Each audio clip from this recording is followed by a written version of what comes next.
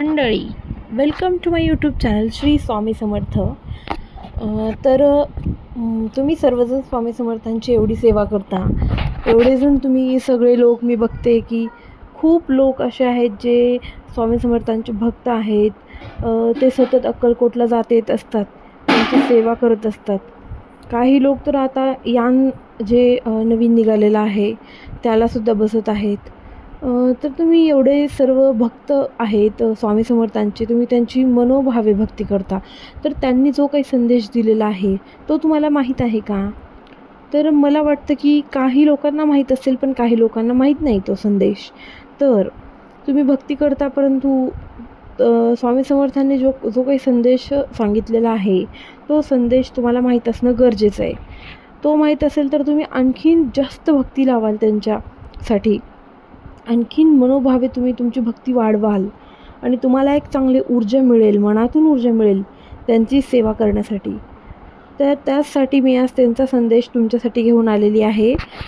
तर त्यांनी काय संदेश दिलेला आहे तो आज मी तुम्हाला सांगणार आहे. तर सुरू करूया स्वामी समर्थांचा संदेश. पूर्ण व्हिडिओ शेवटपर्यंत बघा. व्हिडिओ आवडला तर लाईक करा आणि शेअर करा, सबस्क्राईब करा. खूप छान असा संदेश त्यांनी सांगितलेला आहे. तर आता सुरू करूया.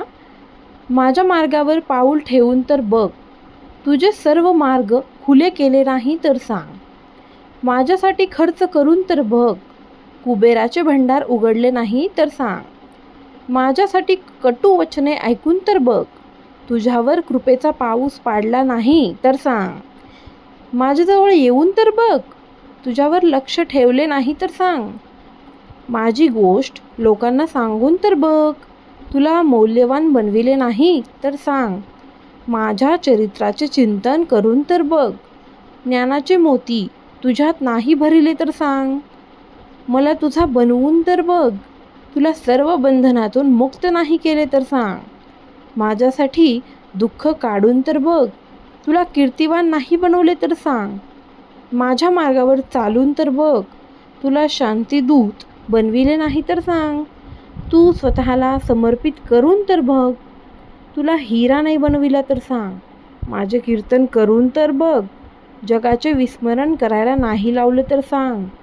तू माझा बनवून तर बघ, प्रत्येकाला तुझा नाही बनविलं तर सांग. श्री स्वामी समर्थ.